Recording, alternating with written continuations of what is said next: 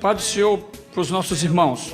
Queridos, vamos começar a nossa lição de número 4. Mas antes de começar, eu quero apresentar os nossos irmãos que aqui se fazem presente nesse trabalho. Nós temos aqui o nosso irmão Fernandes, presbítero Ronilson, nosso superintendente e muito importante nesse trabalho, o irmão Ailson, o nosso produtor, o irmão Tiago, e o outro, o irmão Marcelo, que tem nos ajudado muito nesse trabalho. E justificando a ausência do nosso superintendente, o irmão Estênio, que por motivo de trabalho, ele não pode estar aqui para nos ajudar, mas está ajudando lá muito, nos orientando, orando e assim. Queridos, como já disse, a lição de número 4, que tem como título Iluminação Espiritual do Crente. Agora, no nosso texto áureo, que está lá em Efésios 1:17, da ressurreição e do sepulcro, em breve se levantarão, dai glória a Deus, Jesus em breve vem. os irmãos podem acompanhar pela revista, assim também como a verdade prática. O Rei dos Reis vem nos buscar, nós aguardamos Jesus ainda. Assim também como toda a leitura bíblica que deveria ser feita em classe, os irmãos vão poder ver em casa. O Rei dos Reis vem nos buscar, nós aguardamos Jesus ainda, até a luz da manhã raiar.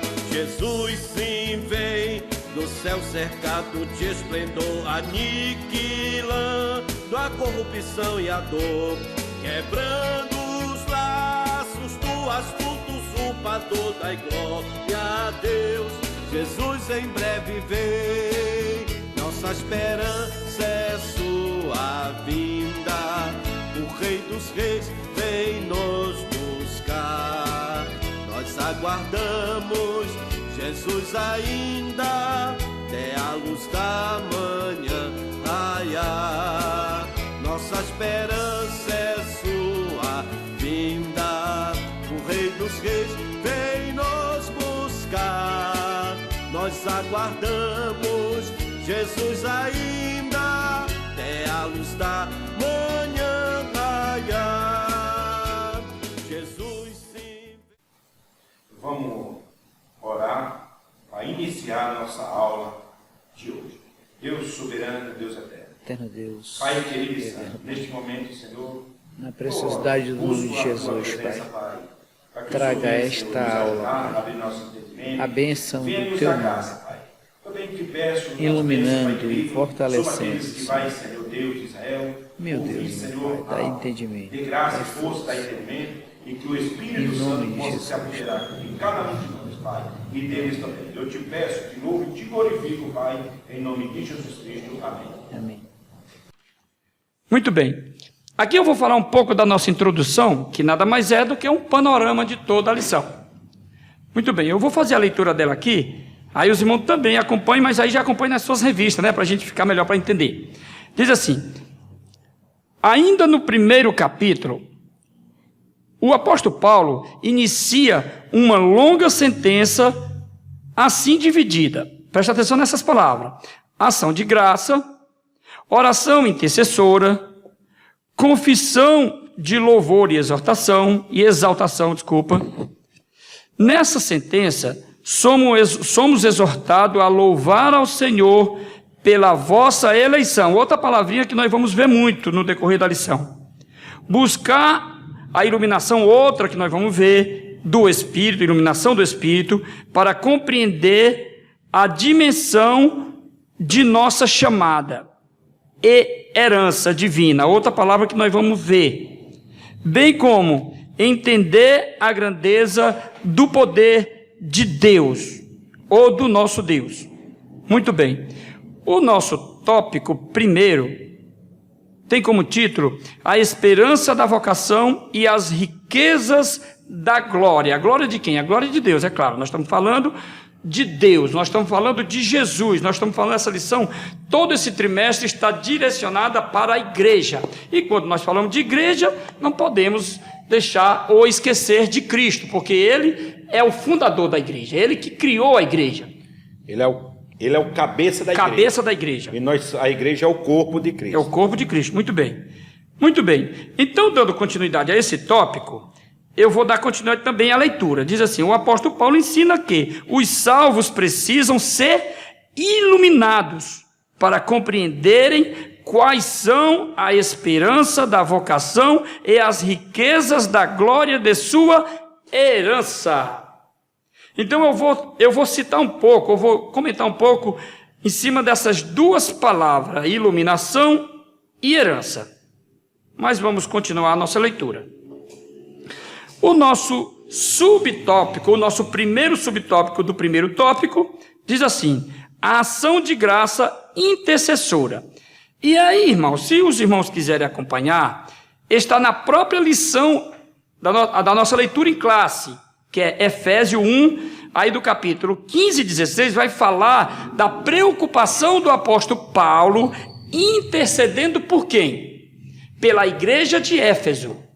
É uma extensão, quer dizer, para a igreja de Éfeso e para nós, porque nós somos uma extensão dessa igreja. É claro que ele estava falando para a cidade de Éfeso e toda a Ásia Menor. Ele estava fazendo uma pregação, ou uma exortação, ou um ensinamento como um bom pastor, cuidando daquela igreja. E, consequentemente, das outras igrejas que faziam parte daquela região. E nós somos uma extensão dessa igreja, conforme já falei. Então ele está falando aqui, ó. O apóstolo Paulo se alegra em dar graças a Deus pela vida dos eleitos. Ei, irmão, aí nós vamos entender muito bem, o irmão, com certeza o irmão Ronilson, o irmão Fernandes vai comentar a respeito do que é essa eleição. E por todas as bênçãos espirituais recebidas, tais como a eleição, nós tratamos isso na lição passada, acho que não precisa nem muito falar, porque os irmãos acho que entenderam muito bem da predestinação, que também foi falado, da filiação e do dom do Espírito Santo. Ele intercede para que sejam concedidos os seus eleitos. O que ele está dizendo aqui? O cuidado ou o trabalho do Espírito Santo era para trazer às claras aquilo para a igreja, para o aperfeiçoamento e crescimento da igreja daquela época, e não é diferente para nós hoje. Porque é o seguinte, a Bíblia, ela pode ter sido escrita muito tempo atrás, mas a eficácia dela não envelhece. A eficácia dela é a mesma para a igreja de Éfeso e a mesma para a nossa vida hoje. Nós vamos entender isso através da lição. Por exemplo, quando ele fala aqui da iluminação, essa iluminação, o que nós entendemos? Nós não entendemos que essa iluminação é para o mundo, embora o mundo precisa ser iluminado para entender o Evangelho.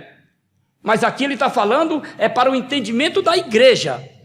Se Paulo estava dizendo naquele tempo que a igreja de Éfeso tinha muita gente que precisava vir à tona essa luz, será se para o nosso dia não precisa dessa luz?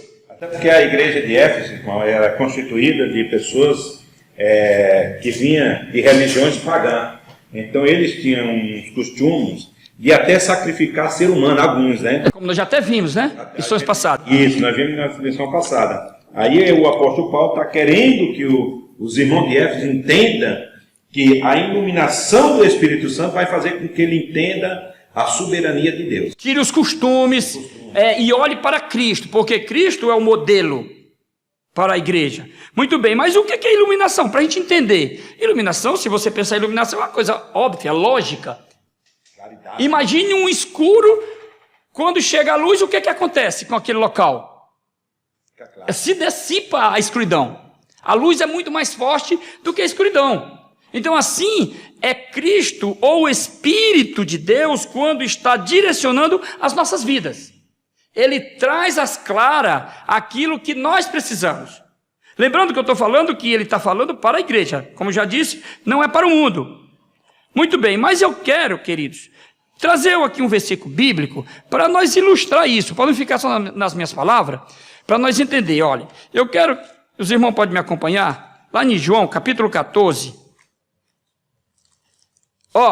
Esse versículo me chamou a atenção para a gente encaixar nesse entendimento. Quando Jesus vivia com seus discípulos, tem uma ilustração melhor do que esta? Porque quem vivia com Jesus não participava dos seus milagres, não via as palavras que ele dizia que não fazia sentido com a sabedoria humana. Se não fosse divino, como poderia ele ter tanta sabedoria? Que chamava a atenção, inclusive, dos religiosos da época. Muito bem, aqui no João capítulo 14, versículo 9, ele exorta aqui um cidadão, ou um próprio discípulo dele. Olha o que ele diz aqui, ó. Disse-lhe Jesus: estou há tanto tempo convosco, e não me tendes conhecido? E não tendes conhecido, Filipe? Quem me ver a mim, vê o Pai. E como dizes tu, mostra-nos o Pai. Ele estava dizendo aqui que ele, Cristo, irmãos, quando a gente se olha no espelho, quem você vê?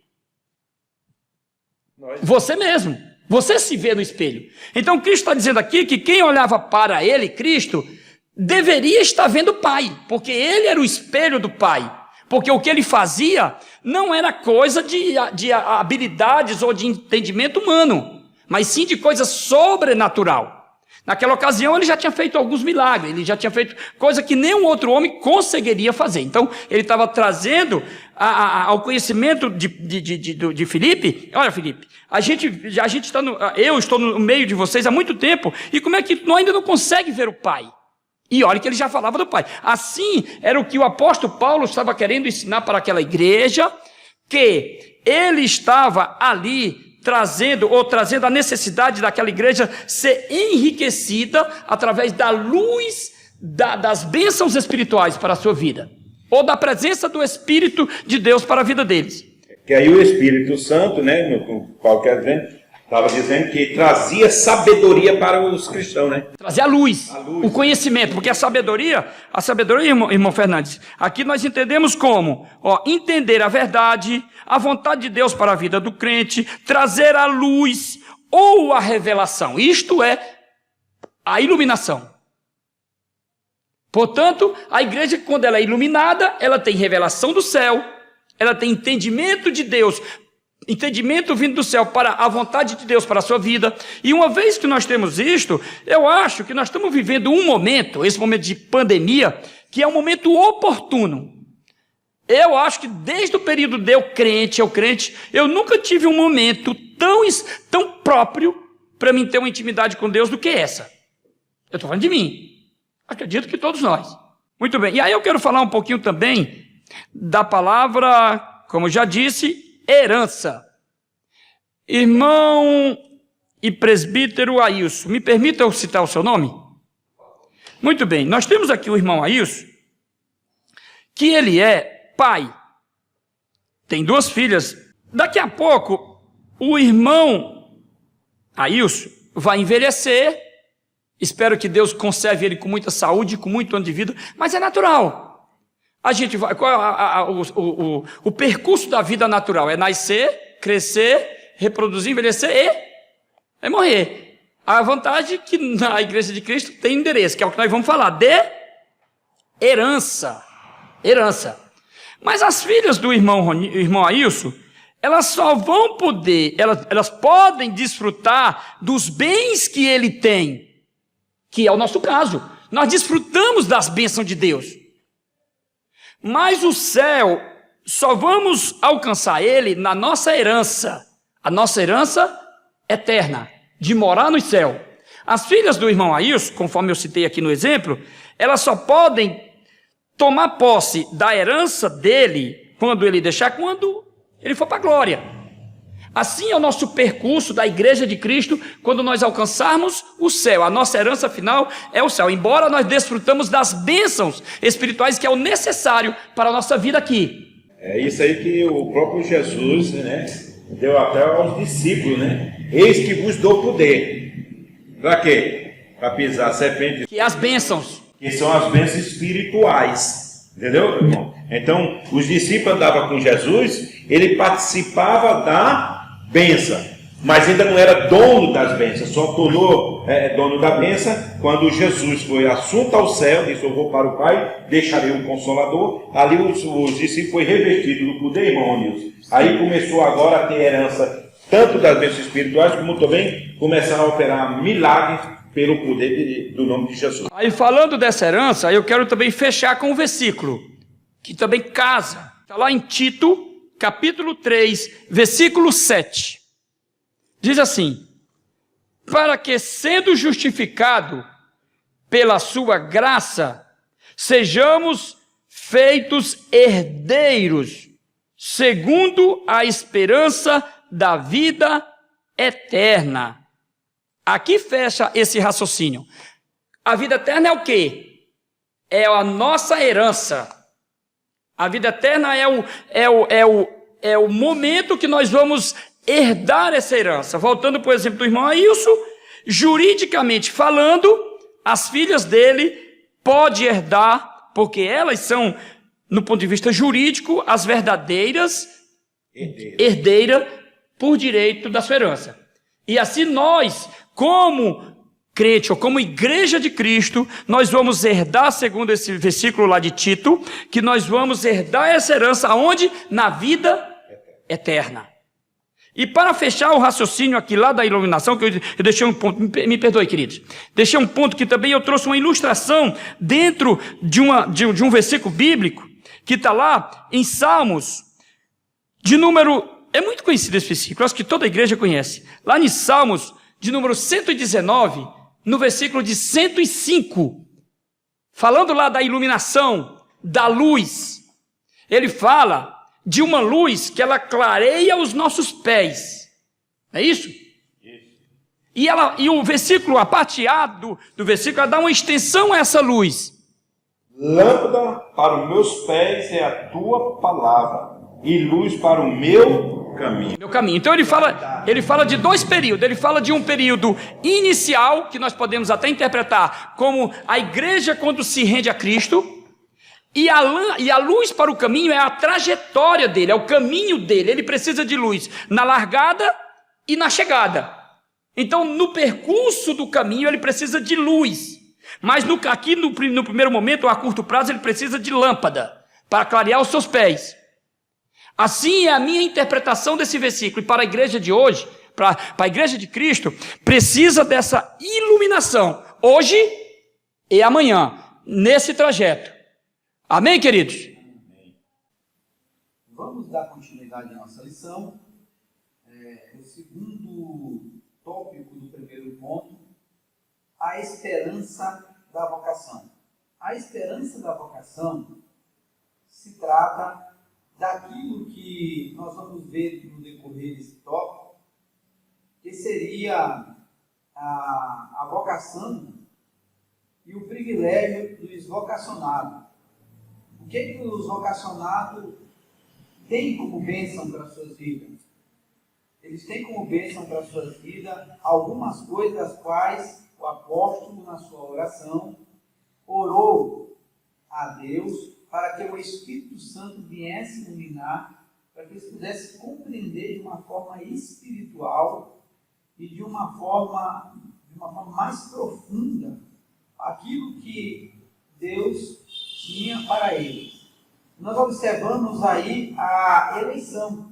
A eleição não se tratando de pessoas que já foi vista como quem seria salvo e quem não seria. Não, a eleição é o próprio Cristo. Isso foi tratado na lição anterior.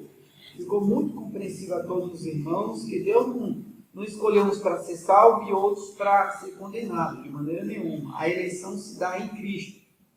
Cristo veio ao mundo e foi pregado, e quem crê, esse sim será salvo. Aquele que vem, aquele que atende essa vocação, aquele que atende essa chamada. Então nós fazemos parte dessa chamada. Nós fazemos parte desta vocação. E existem bênçãos para estes que são vocacionados, quando ele atende a sua chamada. Nós somos chamados para prosseguir em santificação no presente e no serviço. E quando nós olhamos isso, irmãos, é uma bênção a gente participar da obra do Senhor. Muitas pessoas imaginam que a obra de Deus não tem assim, talvez, um valor tão expresso, né? Não tem ânimo para expressar sua fé, para orar, para congregar. Nós estamos até vivendo um tempo que eu me preocupo. Por que eu me preocupo? Porque as pessoas estão querendo valorizar mais aquilo que ele tem como intuição das suas emoções do que uma obediência de uma vocação. Ele acha que ele já ser crente já é tudo para ele. E não é isso que nós vemos nesta lição. O apóstolo Paulo, quando ele ora, ele intercede para que ele seja iluminado e compreender, né, por meio dessa iluminação, o que é as bênçãos espirituais. Quais são estas bênçãos que Deus tem para a vida do crente? O crente precisa entender isso, fazendo a obra do Senhor, né? Fazendo a obra do Senhor com gosto, com prazer, a qual nós podemos dizer aí o que Deus tem para revelar para as nossas vidas, é por meio dessa iluminação do Espírito Santo, para que nós possamos participar de uma santificação intensa, verdadeira, real, por meio de uma vida de temor, de transformação. E aí a gente observa que, desta maneira, existe uma bênção gloriosa para aqueles que nos vencerem desta maneira. Qual é esta bênção? É que nós vamos participar da glória futura na eternidade. Que bênção será a nós, depois da nossa caminhada, que nós vamos aqui compreender o que é as coisas de Deus, né? Eu até digo que quando nós estamos na igreja reunidos, é diferente. Por mais que nós temos que ser crente em todo lugar, em casa, na rua, mas quando nós nos reunimos, nós estamos sentindo falta disso aqui, nos nossos cultos, existe uma manifestação de Deus, existe uma iluminação, existe uma graça operando em nossas vidas. E mais nós vamos, depois de tudo isso, dessa caminhada, como diz lá em 1 Coríntios 13 e 12, nós vamos ver ao Senhor, nosso Deus, nós vamos ver Jesus Cristo e poder adorar. Paulo diz que assim como ele era conhecido, nós também seríamos conhecidos de forma plena, de forma total. Nós iríamos conhecer a Deus. E é engraçado que hoje nós conhecemos de forma obscura, de forma completa, mas na eternidade nós vamos conhecer de forma completa, de forma total. Nós vamos entrar em uma outra dimensão de conhecimento. É o que fica registrado em 1 Coríntios 13, 12, para a nossa meditação dessa lição, que eu creio que os irmãos vão estudar em casa e compreender o valor da iluminação para compreendermos as coisas espirituais.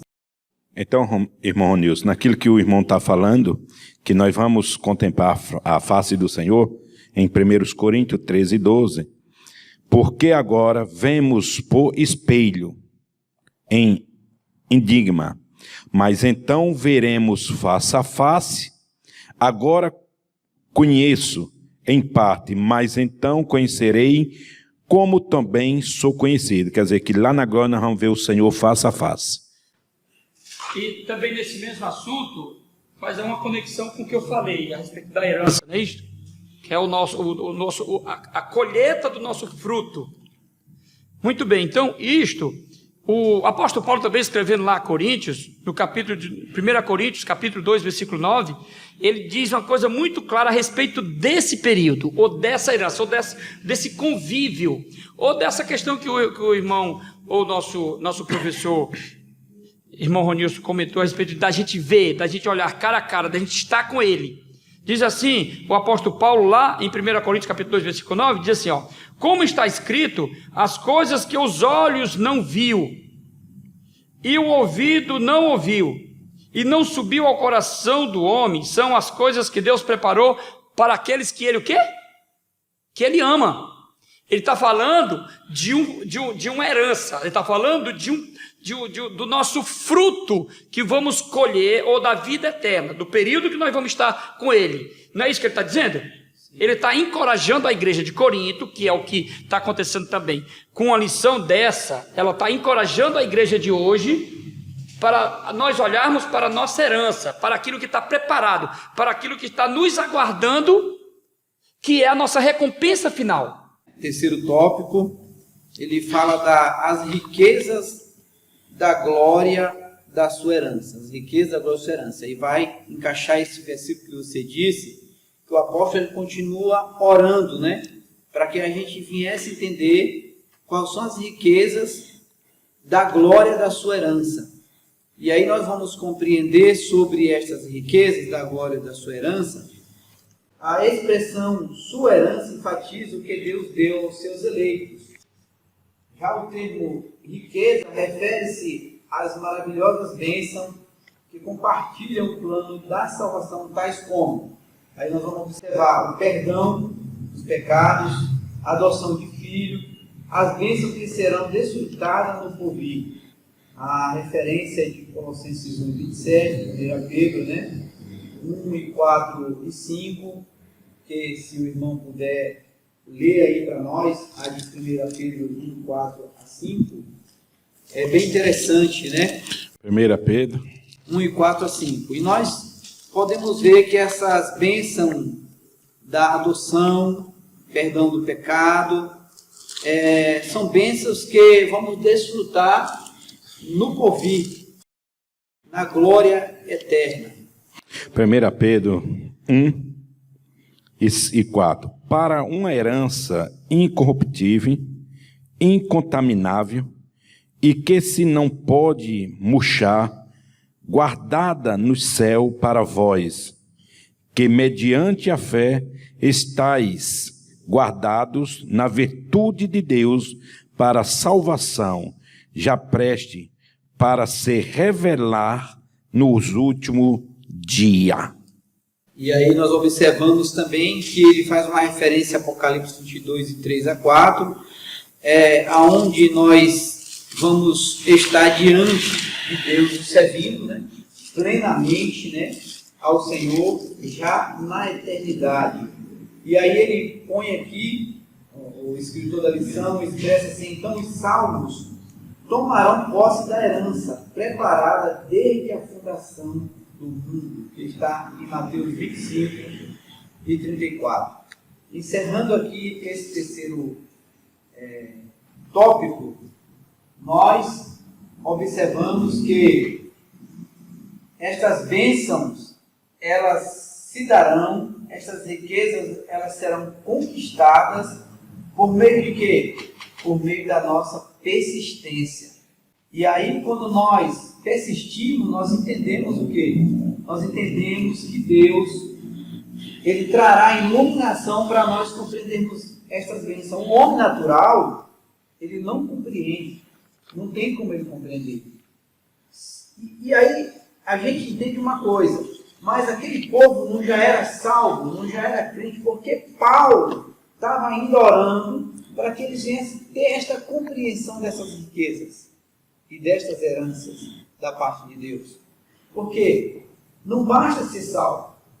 O salvo ele tem que se aprofundar no conhecimento. E aí, para que nós possamos nos aprofundar nesse conhecimento, nós precisamos de quê? Nós precisamos de manter uma vida de oração. Somente com oração e estudo da palavra é que nós vamos compreender estas riquezas. Salvação em Cristo é uma coisa. Se aprofundar na graça e nesse conhecimento é outra coisa. E aí, essa era a preocupação de Paulo, né? Era a preocupação de Paulo. E aí o crente não pode compreender isso se não for pela iluminação do Espírito Santo. Nós sabemos que Cristo ele foi revelado para a igreja era um mistério que estava oculto, como já foi compreendido na outra lição. Mas, o que acontece? Nós temos uma marcha, nós temos uma continuidade, nós temos uma carreira. Isso é importante a gente compreender. Parece ser simples o que nós estamos falando aqui, não é verdade? Parece ser simples, mas não é simples não. Ser crente e compreender o porquê que você vem à igreja, porquê que você professa o nome do Senhor, é algo que você deve buscar, porque somente o Espírito Santo vai fazer você entender que um dia, na glória, vai fazer todo sentido. Ainda em continuidade, o segundo ponto, nós observamos aqui a sobreexcelente grandeza e a força do poder divino. Essa expressão no versículo de Efésios 1 e 19, que diz assim: a qual a sobreexcelente grandeza do seu poder sobre nós, que cremos segundo a operação da força do seu poder. E aí nós vamos observar o poder de Deus, que não é o poder do homem.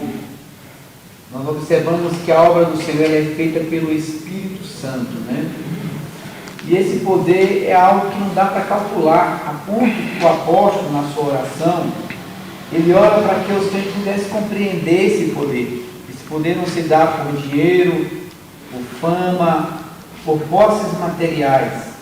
Esse poder é um poder que ele é espiritual. Podemos dizer que o espiritual ele tem domínio sobre o físico, né? Mas como calcular esse poder? Como que nós vamos expressar o tamanho desse poder? Quando Pedro foi visitar o Felipe, Samaria, quando foi para batizar ali as almas, ele ficou admirado, ele creu de uma forma poderosa. Isso a gente pode ver lá em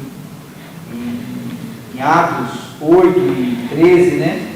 Ele ficou maravilhado. Por que ele ficou maravilhado? Porque ele viu os milagres acontecendo de forma poderosa. E como dimensionar esse poder? Aí o apóstolo vem e diz essa expressão: sobre excelente poder de Deus.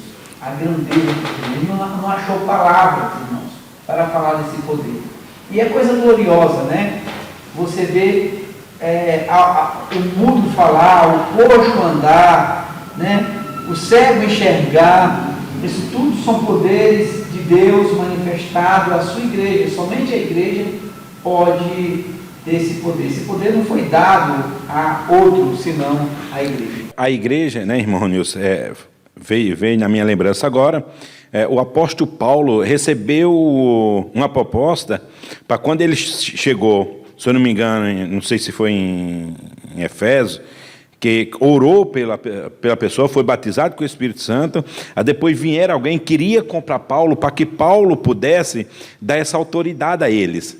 Veja que é um poder sobrenatural que não vem da capacidade do homem, mas sim quando nós confiamos em Deus ou nós estamos na presença. Então veja que os homens queriam que Paulo desse a ele, né? O irmão Ronilson falou do irmão Pedro, o apóstolo Pedro, quando ele chegou na Porta Famosa. É o poder disso aí, que ele falou: não tenho ouro nem prata, mas o que eu tenho eu te dou. Em nome de Jesus, levanta e anda. É este poder que Paulo está dizendo, que é a grandeza, a excelência do poder de Deus que opera na vida do ser humano. Sim, e nós observamos que muitas pessoas podem às vezes querer calcular esse poder de uma forma errada, né? Tem muita gente que Deus usa, e nós já vimos isso acontecendo, que ele se envaidece. Eu até, muitas das vezes, fazendo só um comentário aqui, porque até nós ficamos perplexos diante desse poder, porque ele se manifesta em nós, como vaso de barro, para que a glória seja de Deus e não nossa, né? E alguém que quer tomar essa glória para si, muitas das vezes, irmão, as pessoas idolatram essas pessoas. Aí tem duas coisas aqui bem interessantes de ser avaliado quando Deus usa o crente para operar milagres, quando você tem fé para que o milagre de Deus aconteça. E aí vem duas coisas, dois extremos. Um é o que você vai fazer se vierem te adorar depois que você foi usado por Deus. Como que você vai reagir, né? E uma outra coisa, irmãos, é que nós observamos que sempre quem é usado por Deus, ele levanta uma perseguição contra si, principalmente espiritual. As tentações vêm, pessoas se levantam, você não sabe como é que acontece isso, quando uma árvore dá fruto, né? Por causa desse poder glorioso de Deus. Aí eu digo, se você começar a ser idolatrado, qual é a resposta que você tem para quem quer te exaltar? Será que você vai se portar humildemente e ensinar que essa glória não é sua, que esse poder vem de Deus? Né? Marronil, eu não quero citar nome, mas dizem que teve muita gente, muitos pregadores de renome, pessoas que tiveram uma certa fama e caíram por conta dessa falta de humildade. Sim.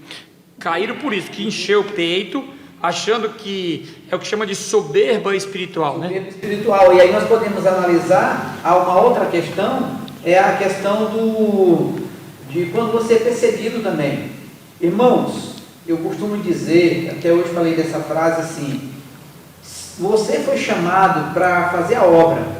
Se você fosse perseguido por causa da obra e você deixasse se abater também por causa disso, é outra complicação, tanto quanto você ceder à sedição da idolatria. Você falou dois extremos, né? Dois extremos. Então, você não pode deixar se abater. Por quê? Porque como amar alguém que te persegue, né? Como amar alguém que te persegue? Por causa desse poder de Deus. Quantas pessoas muitas das vezes não gostam da gente e odeia e usa palavras contra nós. Sabe o que acontece? Por causa desse poder de Deus, né? Por causa desse poder que está em nós. Está em nós através, irmão Ronilson, em Atos dos Apóstolos, capítulo 8, versículo 13, diz assim: e creu até o próprio Simão, e sendo batizado, ficou de contínuo com Filipe, e vendo os sinais e as grandezas, maravilhas que se fazia, estava atônito, ou perplexo. Os apóstolos, pois, que estava em Jerusalém, ouvindo que Samaria recebera a palavra de Deus, enviaram para lá Pedro e João. Olha só o que é o poder de Deus. Os quais, tendo descido, oraram por eles, para que recebesse o Espírito Santo. Veja que a operação do poder na nossa vida vem quando nós estamos cheios do Espírito Santo. Eles, aqui, o Simão recebeu, foi batizado, creu, porque que via os sinais e as maravilhas. É o poder de Deus aqui que o irmão, é a grandeza de Deus, irmão Ronilson. Então, esse poder ele se dá na questão miraculosa, né, dos milagres, mas nós observamos que esse poder se dá também na transformação do indivíduo. Sim. Uma pessoa que era drogada, uma pessoa que era viciada em qualquer outro tipo de vício, que às vezes não convém nem a gente falar, né? O homem não consegue transformar uma pessoa dessa. Tem casos excepcionais, né, que as pessoas procuram ajuda psicológica por ser uma situação de um problema afetivo, mas quando se trata mesmo de um vício que a pessoa é dominada por forças espirituais do mal, a gente sabe que somente o poder de Deus transforma. E isso é glorioso porque nós podemos observar aqui na igreja. Irmãos, o homem ele é propenso ao mal. O homem que não se converteu totalmente, ele volta de novo atrás. Mas aqueles que estão na igreja, libertos, é glorioso isso aí, porque somente o poder de Deus transforma as pessoas. Falando a respeito, irmão, do que você comentou no tópico anterior, a preocupação de Paulo, é porque ele já sabia disto. A limitação do homem, a fragilidade do homem, o risco da queda. Então ele fortalecia o homem, a encorajar o homem a permanecer nessa caminhada. Então Paulo se preocupava sabendo que o homem era limitado. E uma coisa que eu me preocupo também, irmãos, é que o crente, quando ele chega na igreja ou na sua vida devocional, ele não pode simplesmente assistir o culto. O que já é glorioso estar na igreja. Ele tem que ser participante, porque ele tem uma vida agora para ser ativa, né? Ativa, porque ele é transformado, ele foi chamado para usufruir dessas bênçãos. Que coisa gloriosa é quando o crente na igreja ele é um crente vivo, né? Porque quando ele está meramente na igreja, ele não vai muito longe. E aí requer que nós estejamos buscando ao Senhor para que o poder de Deus se manifeste. E tem uma coisa que eu gosto do poder de Deus. Eu gosto de sentir a presença de Deus, não para emocionalismo, porque eu sei que é construído em mim a cada dia mais essas bênçãos espirituais do poder de Deus. Irmãos, eu vou parando por aqui e os irmãos vão dando sequência. Ao subtop, a força do seu poder. Na sentença segundo a operação da sua força do poder. Está lá em Efésios 1 e 19, onde nós vemos Paulo trazendo aos Efésios, mostrando, querendo que os irmãos de Efésios fosse e tivesse uma compreensão do poder de Deus. Esse poder que Paulo demonstra e quer mostrar para os irmãos de Éfeso, dizendo que mesmo na hora da situação, das nossas limitações, Deus vem com o seu poder sobrenatural e nos faz capacitar novamente, né? Veja que esse poder de Deus é em favor daqueles que crêem. É uma operação maravilhosa para aqueles que crêem. Por isso que muitas manifestações que nós vemos hoje, nós ficamos observando, porque nem todas as manifestações podem ser poder de Deus. Se nós observar muito bem, o próprio Satanás, quando foi tentar Jesus, ele veio com palavra, até da própria palavra de Deus. Se tu é o filho de Deus, né, se jogue daqui abaixo, que dará ordem aos teus anjos. Então veja que algumas manifestações vêm que não da parte de Deus, e pode estar dizendo assim, o poder de Deus, a força do seu poder, faz com que nós entendemos que ele existe. Uma das demonstrações é quando nós olhamos para a vida de Jó. Jó era um homem temente a Deus, se desviava do mal, fazia orações a Deus pelos seus filhos, mas quando ele chegou numa situação de enfermidade, que ele começou a padecer pela sua enfermidade, mas chegou um momento que quando ele foi buscar a presença de Deus, que Deus virou o cativeiro de Jó, Jó disse, olha, agora eu conheço o Senhor, não só de ouvir, aqui que o irmão Ronilson estava falando, tem pessoas que vêm para a igreja, mas não conhecem o poder sobrenatural de Deus. Então esse poder divino aqui é a mostrar a capacidade que Deus existe para operar o milagre na vida do ser humano, para operar na vida da igreja. Então o nosso irmão Jó, ele padeceu, e quando ele viu, ele disse, agora sim, eu conheço a Deus, porque agora eu senti a força do seu poder na minha vida. Era exatamente isso. Então o poder sobrenatural de Deus na nossa vida é para demonstrar que, primeiro, ele existe. Segundo, ele se revelou em nós de modo adequado através da sua revelação inspiradora. Essa é o propósito desse poder divino. Sem o poder divino, irmão, na vida do ser humano, não tem operação de milagre. O irmão Ronilson falou aqui sobre as pessoas drogadas, pessoas que vivem uma situação precária. Só que esse poder, irmão Ronilson, só vai prevalecer na vida do homem quando ele deixar que Deus venha fazer o sobrenatural na vida dele. Vou dar um exemplo da mulher do fluxo de sangue. A Bíblia diz que ela tinha gastado tudo com a sua enfermidade. Mas quando ela ouviu falar de Jesus, o que ela foi? Ela foi até Jesus, aí esse poder divino que tem, operou o milagre em quem? Nela. É esse poder que eu quero mostrar para a igreja do Senhor Jesus do século 21. É esse poder que eu quero mostrar para os ouvintes, que Deus existe e Ele faz e opera maravilha na vida do ser humano. Então, meu querido, esse poder sobrenatural que veio na vida de Zaqueu, onde ele tem um encontro com Cristo, demonstrando o poder divino. Porque quando ele se converte, ele diz assim que se ele defraudou alguém, se ele roubou alguém, pagará 4 vezes. Também o apóstolo Paulo, né, escrevendo, também fala até de Nicodemos também. Sim. Irmão José Paixão. Nicodemos, por exemplo, é um sinal claro de que a religião ela serve mais para atrapalhar do que para encontrar Deus, porque a religião ela faz separar o homem de Deus.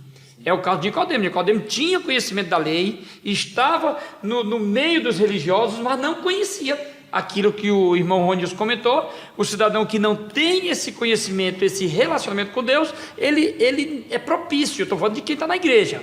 Sim. Uma coisa é você estar sentado no banco, e outra coisa é você ter esse relacionamento com Deus. Essa força do poder divino também é demonstrada para nós no sustentamento ou na conservação da criação de Deus. A própria natureza demonstra isso. A gente vê que isso é o poder divino operando em favor do homem. A natureza nos demonstra isso quando nós olhamos para a natureza, quando nós observamos a natureza, nós vamos ver que Deus sustenta. Eu vou dar um exemplo. A própria palavra de Deus diz que Deus sustenta até os passos, né, que não trabalha. Tudo. Isso é o poder divino sobre a sua criatura, sobre aquilo que Ele criou.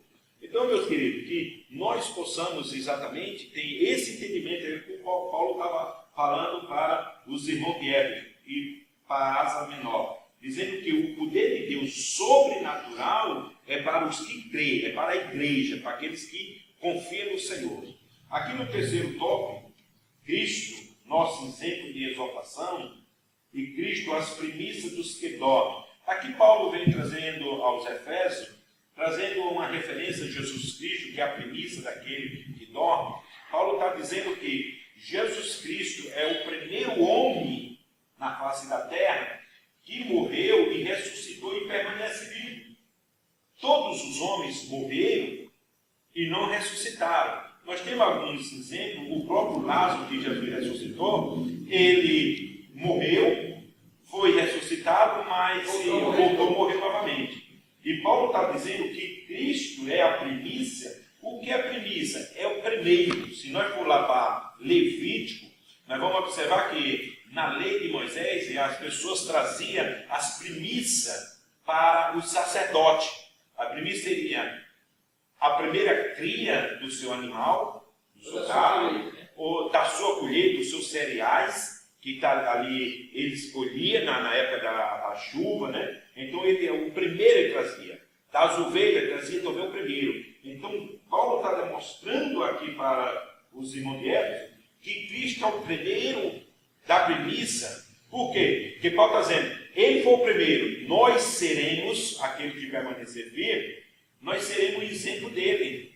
Ele foi o primeiro de todos. Morreu, ao terceiro dia ressuscitou. Onde nós vemos isso? Nós observamos exatamente na revelação de Jesus. Quando Jesus foi posto na sepultura, que as mulheres foram na sepultura, a sepultura não estava vazia. E se ele não está mais aqui, veja que era lá mostrando que Cristo, como a primícia, ele estava ressuscitado. No caminho de Emaú, ele também não apareceu aos seus discípulos, e quando os seus discípulos também estavam em casa, ele também não compareceu a ele. Era ele lá mostrando para os seus discípulos que agora a morte não tinha domínio sobre ele. Aí é que ele se faz primícia. Por isso que para ressuscitar, ele pode até hoje, no dia de hoje, se ele quiser operar, ressuscitar alguém, mas ele volta a morrer. Sim, até eu lembro. Como você falou. Exatamente, vamos dizer, Moisés. Até hoje a pessoa procura o corpo de Moisés, o resto mortais de Moisés. Elias foi assunto ao céu, mas morrer e ressuscitar e estar vivo é Cristo, porque ele é a primícia, ele é o primeiro para a igreja. Então é o que o apóstolo Paulo está dizendo aqui. Paulo enfatiza que o poder de Deus se manifestou em Cristo, ressuscitando dos mortos. Veja que... Exatamente. Irmão, A palavra poder, né? Aí ela é destacada, porque somente o poder de Deus pode fazer isso, né? Como é que alguém é levado ao céu sem qualquer outra ação aqui, digamos assim, de atração, né? Física? Não existe algo assim metafísico, né? Na verdade, aqui é o poder de Deus. poder de Deus. Que levou Cristo, que ressuscitou Cristo, que assentou a sua direita na destra de Deus. Isso. Aí Paulo está dizendo aos irmãos Efésios, se Cristo é a premissa, também é a nossa garantia da nossa ressurreição na volta de Cristo. Em 1 Tessalonicenses 4,14, nós vamos observar exatamente esse poder. O irmão Zé Paixão pode ler. 4,14?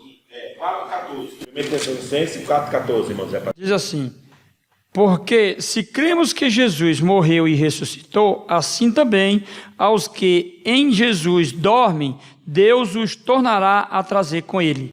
Está vendo? É em Cristo Jesus, a premissa, né, o primeiro, que nós temos essa garantia da ressurreição, né?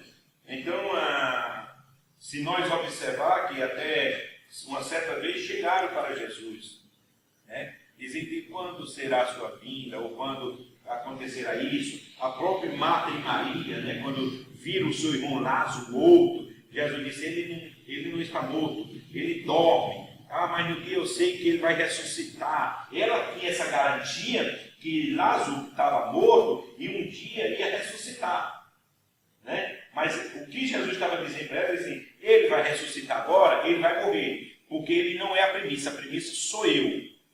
Na ressurreição, na volta que eu voltar, agora ele vai ressuscitar para fazer morada comigo. Então a morte de Cristo é uma segurança e é uma demonstração para nós. Cristo é levado à direita de Deus. Essa força do poder de Deus, quando da elevação de Cristo, nos traz muito bem à memória. Por que nós falamos que Cristo está sentado à direita? Porque a Bíblia nos dá garantia para isso, irmão Ronilson. Sim. Estevão, quando estava sendo apedrejado, até pelo nosso irmão Paulo, que era Saulo de Tarso na época, eu acredito que Paulo, até escrevendo a Éfeso, a igreja de Éfeso, eu acredito que ele até pensou no irmão Estevão. Quando o irmão Estevão estava sendo morto, apedrejado, com permissão do apóstolo Paulo, o que foi que o Estevão abriu a sua boca e disse: eis que vejo o céu aberto e o Filho de Deus sentado à sua direita. Veja que o apóstolo Paulo, apesar de ele ser apóstolo, ele não andou com Cristo, mas ele tinha testemunha do poder de Deus e aonde Deus colocou o seu Filho Jesus Cristo, que está na direita. A direita, irmão, se nós estudar sobre o significado da direita, é exatamente falando de autoridade e de poder. Quando nós olhamos para a Bíblia Sagrada e ouvimos falar, irmão Zé Paixão, o presbítero Ronilson, quando nós ouvimos falar que está na direita, está dizendo que a pessoa está com autoridade. Então, esse é o significado de estar na direita. Então, por isso que Jesus disse que todo o poder e toda a autoridade foi dada a quem? A ele, porque ele pertencia ao Pai. Só que também esse poder, esse direito, já que Cristo foi elevado ao céu, ele também nos dá uma garantia. Qual é essa garantia? Ele diz: eu vou para o Pai, mas deixarei o Consolador. Ele também falou para os discípulos: ficar em Jerusalém, seja revestido de quê? De poder. De poder. Quando ele diz assim, seja revestido de poder, ele está dizendo, é a garantia que eu estou para o Pai, mas eu estou lá na direita com toda a autoridade, que em meu nome as maravilhas, os milagres acontecem. Porque agora eu também estou delegando para vocês. Nós tratamos isso na lição a respeito dessa ação da Trindade, não é isso? Ação do Espírito Santo, depois que Cristo foi ascendido ao céu, ele deixou o Espírito Santo como garantia para cuidar da igreja. Então é uma ação de Deus representada pela pessoa do Espírito Santo. Mas é a segurança. Vamos ver em 1 Coríntios, capítulo 15. 1 Coríntios, capítulo 15, onde o próprio apóstolo Paulo, escrevendo aos Coríntios, né, capítulo 15 de 1 Coríntios, irmão Zé Paixão, o versículo 56 e 57. Do 15, né? Do 15, pode ler, por gentileza. 56 e 57 diz o seguinte: ora, o agrilhão da morte é o pecado, e a força do pecado é a lei. Mas graças a Deus, porque nos dá a vitória por nosso Senhor Jesus Cristo. A primícia. Agora, nossa garantia, esse triunfo, a quem? A Jesus? Jesus Cristo. Igreja do Senhor, servo do Senhor. Pelo nome de Jesus Cristo, que eu e você temos a garantia desse direito e de nós abrir a nossa boca e dizer que Deus e que Jesus Cristo está na direita do Pai. Autoridade, local de honra, né? Veja que quando nós observamos, dá um exemplo, quando Davi foi rei, Davi montou, teve o seu anel colocado para dizer que ele era rei, dando autoridade para Davi. Não é isso? Sim. Não foi isso que foi colocado para Davi? Não foi isso também colocado na mão de José, quando José estava lá na casa do seu senhor, na casa de Faraó, Potifar? Veja que José colocou, o que Faraó fez, colocou o anel, dizendo, a autoridade agora te pertence. Então essa autoridade que está sobre Cristo e que está na direita, por isso que o apóstolo João, a primeira carta do apóstolo João, se não me engano, ele diz assim: filhinho, não errei, mas se errar, nós temos um advogado aonde? À direita do Pai, rogando por nós. Então é a autoridade, é lugar de honra. Nós temos uma autoridade, irmão Zé Paixão, igreja do Senhor, nós temos uma autoridade máxima que está rogando por mim e por você. E essa passagem eu acho muito interessante, irmão Fernandes, que essa passagem, quando ele diz que Cristo é o nosso advogado, eu acho que Paulo está querendo, não, o Pedro, né? Não, é João. João estava querendo dizer o seguinte: olha, se nós, falando para a igreja, se nós em algum momento a gente tropeçar, a gente errar, não devemos entrar em desespero, porque Cristo está à destra do Pai, intercedendo por nós e pronto para nos levantar, nos perdoar e nos dar uma chance. Isso acontece com uma, duas. Então a igreja que se porventura vier falhar ou errar, porque o inimigo ele trabalha na mente do crente acusando. Eu conheço uns dois crentes amigos meus que está desviado e diz que pecou e não tem força. Então é a acusação do mal. Mas Cristo está querendo dizer com essa palavra, dizendo que se nós vier errar, nós temos o Deus que morreu por nós, Cristo, que é o nosso advogado e que está disposto a nos perdoar. Então não devemos deixar o inimigo nos acusar. Não acusar, por isso que ele está na destra do Pai. Ele é o nosso advogado. Isso. Hoje ele é. Nós não podemos esquecer que lá na frente, em Apocalipse, ele vai se tornar juiz, né? Isso é outra coisa que eu também não quero nem citar aqui para não criar conflito. Não sair daqui da lição. Veja que em Colossenses, capítulo 2, versículo 15, veja o que o apóstolo Paulo nos ensina. E despojando-os, os principados e potestades, e os pôs publicamente deles, triunfou em si mesmo. Paulo está falando exatamente de Jesus. A autoridade. Quando Jesus chegou ao templo, né, que começou a ler, o que era que os principados da sinagoga diziam? Jesus tinha 12 anos de idade. Dizia, que autoridade é essa? Já se admirou da autoridade do Pai. Então, essa autoridade que Jesus tinha, ele continua tendo. Porque como ele é a primícia, irmão Zé Paixão e o presbítero Ronilson, como ele é a primícia da ressurreição, né? Ele é a primícia da ressurreição, ele também foi elevado ao Pai, nos dizendo que essa autoridade permanecia para os crentes, para a igreja do Senhor. Amém? Amém. Então, meu querido, exaltado sobremaneira. Esse ponto Paulo ensina que o poder de Deus exaltou Cristo acima de todos os principados e potestades, né? E domínio. Toda autoridade, irmão, não tem uma autoridade que não seja constituída por Deus. Apesar que nós vivemos um dia difícil, mas principalmente uma autoridade eclesiástica, irmão Onilson, ela é constituída por Deus. O apóstolo Paulo tinha toda essa força, o apóstolo Paulo tinha essa confiança da autoridade dele, que ele mesmo sabia. Ele disse: eu sou o menor de todos. Não era isso que o apóstolo Paulo falava? Mas também Paulo reconhecendo e dizia assim: mas também fui um dos maiores. Quer dizer, Paulo se entregou tanto ao Evangelho, irmão, que ele disse que o Evangelho, para ele, era como se ele tivesse vivido uma vida de liberdade completamente, mesmo ele sendo açoitado, mesmo ele sendo muitas vezes preso. Ele estava dizendo: eu mesmo assim não me envergonho do Evangelho. Mesmo a situação de Paulo. Por quê? Porque Paulo sabia que Cristo sendo exaltado sobremaneira, os crentes também seriam exaltados no nome de Jesus. A esperança dele. A esperança. Porque é o Espírito Santo que opera dentro de nós, aonde nós vamos ser levados a um degrau maior. Ou então nós vamos ser designados, né? A igreja do Senhor é designado para exatamente falar dessa exaltação de Cristo.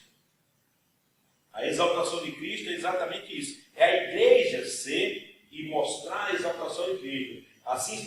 Assim, todos nós que estamos em Cristo, nós podemos dizer com certeza que somos salvos.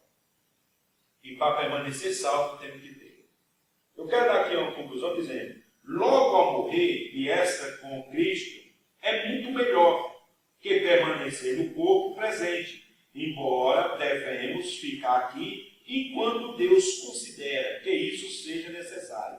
O apóstolo Paulo está dizendo aqui em Filipenses que se ele morrer, ele vai estar ao lado de Deus. Ele está dizendo que a soberania de Deus era o suficiente para ele viver. Mas ele está dizendo, mas sobre a vontade dele, a soberania de Deus, também, enquanto ele querer, nós possamos permanecer naquilo que seja necessário, na soberania de Deus. O que é soberania, irmão? Soberania, irmão, é exatamente aquilo que eu falei no outro tópico, é ter autoridade, ter o direito. Eu sou soberano. Vamos dizer que o presidente da República, ele é soberano, né? A gente vê tantos países aí, o rei é soberano para decidir o rumo de um país. Soberano é dizer que está por cima. Está por cima. Então, é o que o apóstolo Paulo está dizendo. Ele é exaltado soberanamente, para quê? Para que a igreja de Cristo possa permanecer de pé em momentos difíceis. E principalmente aqui na terra. O comentarista, ele cita aqui que a igreja, primeiro que Deus fez, o cabeça da igreja, e segundo que Deus designou a igreja para ser a expressão plena de Cristo. Veja que o comentarista está dizendo que Deus elegeu a igreja para ser a expressão plena de Cristo na terra. Colocando a exaltação. Porque, irmão, isso é muito fácil a gente querer exaltar o homem.